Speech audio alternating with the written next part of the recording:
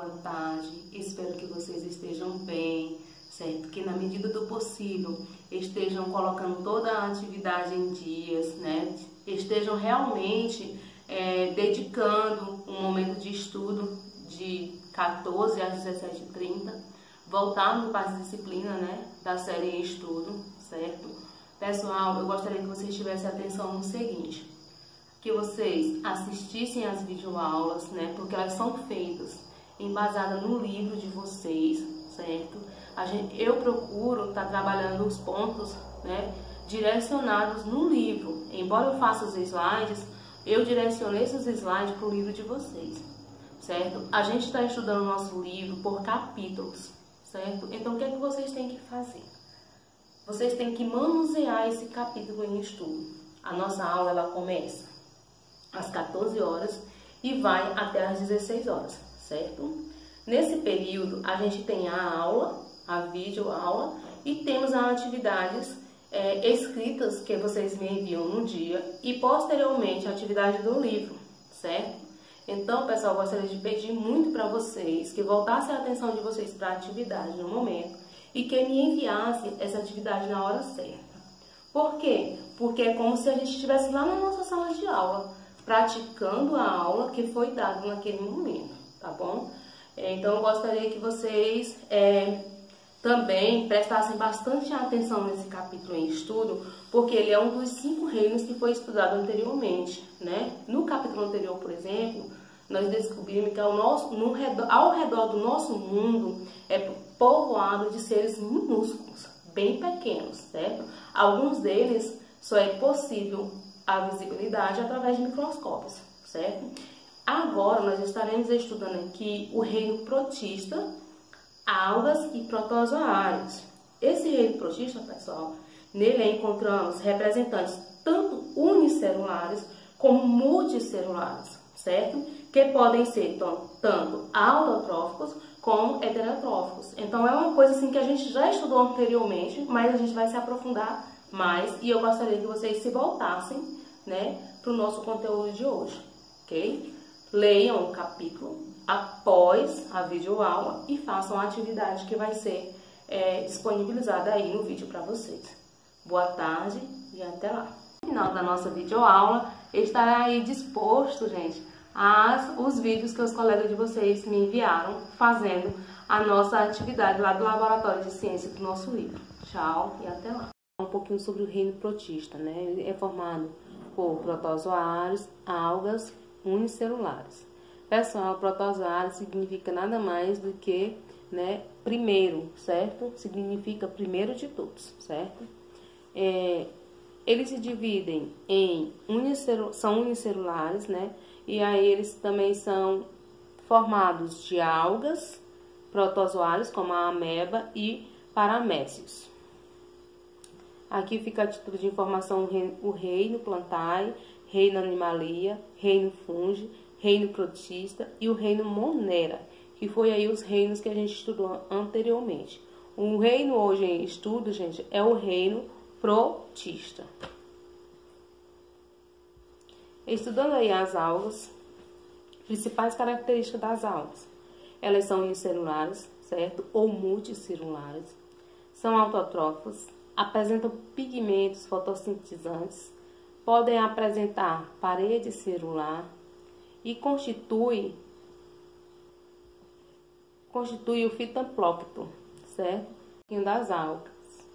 Suas principais características, elas são unicelulares ou multicelulares, autotrófas, apresentam pigmentos fotossintetizantes, podem apresentar parede celular e constitui o fotoplâncton. A reprodução é assexuada, né? Divisão binária de algas unicelulares, algas filamentosas, certo? Zoosparijas, algas multicelulares, formação de células flageladas e zoosporos. Vamos aí ver essa gravura no livro de vocês, lá na página 133, certo? Que fala um pouquinho sobre as algas e sua reprodução. mostrar um pouquinho dessas algas, certo? As algas podem se reproduzir tanto de forma assexuada como de forma sexuada. A reprodução assexuada pode ocorrer por bipartição. O que significa isso? A alga ela se divide em dois, certo? Exemplares, e esses descendentes são idênticos à célula-mãe, que lhe deu origem. A fragmentada ou fragmentação. A alga sofre uma divisão em fragmentos e cada um desses fragmentos dá origem a um novo ser, certo? Zoospória. A água libera uma célula dotada de um flagelo, certo, pessoal? Chamado de zoosporo, que ele permite deslocar até um local favorável, certo? E lá a célula fixa e origina uma nova alga. Fica aí a título de informação, né? E vocês podem estar fazendo aí mais uma leitura em relação aí às nossas algas. Vou tratar um pouquinho das algas, pessoal. Falar aí sobre o ciclo da vida das algas, e vocês podem estar acompanhando, né? Ou fazendo a releitura desse slide lá na página 134 do livro de vocês. Na primeira etapa, as algas se desenvolvem, certo? Os gametas. Na segunda, os gametas com estrutura de locomoção na água, denominados flagelos. A terceira fase, a união dos gametas na fecundação. Na formação de um novo ser, graças à união de gametas, células especializadas em reprodução. Na quarta etapa, após a fecundação e, consequentemente, o desenvolvimento da alga, pessoal, na quinta etapa acontece uma nova alga desenvolvida e pronta para a reprodução assexuada. Na sequência, surgem dois esporos que, sem a união com dois gametas, darão a origem a indivíduos adultos. Aí no sexto, né, na sexta etapa, o processo de desenvolvimento do indivíduo adulto, graças a esporos formados a partir do indivíduo mostrado na etapa 5, ou seja, o adulto, né, a partir dessa quinta etapa. Vamos estudar, né, um outro componente do reino protista, que é os protozoários, certo? Suas principais características: eles são unicelulares e heterótrofos, vida livre ou parasitas, certo? Apresentam digestão intracelular, podem apresentar vacúolo ou contráteis, certo? Classificação quanto ao tipo de locomoção. A reprodução pode ser sexuada ou assexuada. A digestão intracelular, né, dos protozoários se dá pela fagocitose, englobamento de partículas sólidas, liberação de resíduos, enxocitose. Contráteis. Do que se trata? Atua no mecanismo osmótico da célula, equilíbrio hídrico. Hídrico que a gente já sabe que vem de água, então da parte líquida, né, do protozoário. Flagelados, locomoção por flagelos, vida livre de parasitas, certo? Ciliado, locomoção por cílios, vida livre de parasitas, ok? Então, aí fica a título de informação, a gravura, né, para vocês estarem observando essa classificação. Tem aí os pseudópodes, né, a locomoção dos pseudópodes, né, por pseudópodes, vida livre, comensalista ou parasita. Vamos falar ainda mais um pouquinho sobre os protozoários. Eles são seres vivos unicelulares, são eucariontes, né? São desprovidos de clorofila, podem viver como parasitas ou ter vida livre. Os parasitas também podem causar muitas doenças nos seres humanos. As formas dos protozoários aí, né, que a gente deixa aí a título de informação, que a gente vai tratar aqui em futuras doenças que a gente vai estar tratando aqui nos nossos slides. Vamos continuar um pouquinho falando ainda mais um pouquinho sobre as algas. Elas são, né, importantes para o equilíbrio ecológico do ecossistema aquático. São as principais produtoras de alimentos que nutrem diretamente ou indiretamente os demais seres vivos. São os grandes fornecedores de gás e oxigênio para o nosso planeta, que abastece toda a vida aeróbica do planeta. Entre as algas se destacam, né, as euglenas, crisofitas e pirofitas. As euglenas, pessoal, são unicelulares, clorofiladas, locomovem-se através de um flagelo, como foi falado anteriormente. O habitat natural dele, principalmente na água doce, mas também na água salgada. De algas diatomáceas, algas unicelulares mais abundantes em mares e lagos, certo? Possuem carapaças, né, disílicas, duras e transparentes como vidro.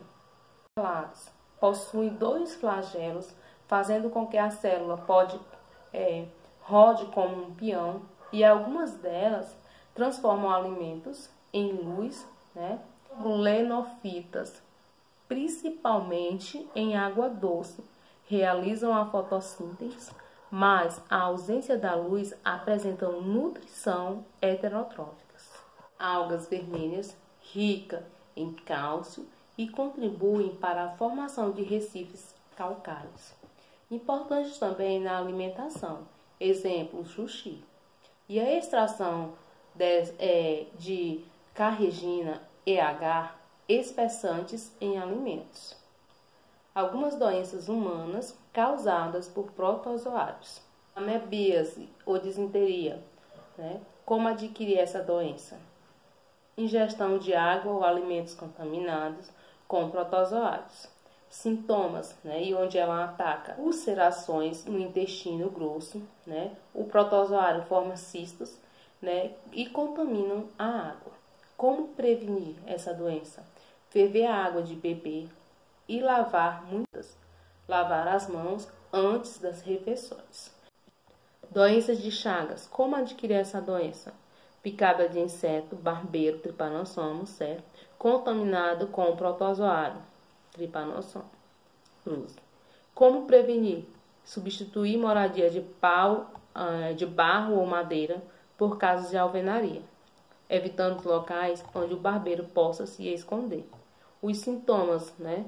Ele ataca o sistema circulatório, causando sérios problemas no coração. Úlcera de Bauru ou leishmaniose. Como adquirir essa doença? Picada do mosquito, Phlebotomo, contaminado por um protozoário, leishmaniose. Os sintomas e onde ele ataca: causa feridas na pele, mucosa, lábios e nariz. Como está aí nas gravuras, pessoal, vocês podem observar que fica muito triste a situação de uma pessoa contaminada por leishmaniose. Malária. Como adquirir essa doença? Picada de mosquito, né, contaminado com protozoário. Como prevenir? Combatendo o mosquito através da pulverização. Os sintomas e onde ataca? Ataca o fígado, baço e outras vísceras, causando febre muito alta. Toxoplasmose. Como adquirir a doença? Contato com fezes de animais domésticos contaminados com o protozoário. Sintomas e onde ataca? Causa mal-estar, dores de cabeça, musculares, prostrações e febre, aumento de glândulas. Em grávidas, o protozoário pode atingir o feto, provocando cegueira, deficiência mental e até a morte. Como prevenir essa doença? Evitando o contato com locais que possam conter fezes de animais domésticos.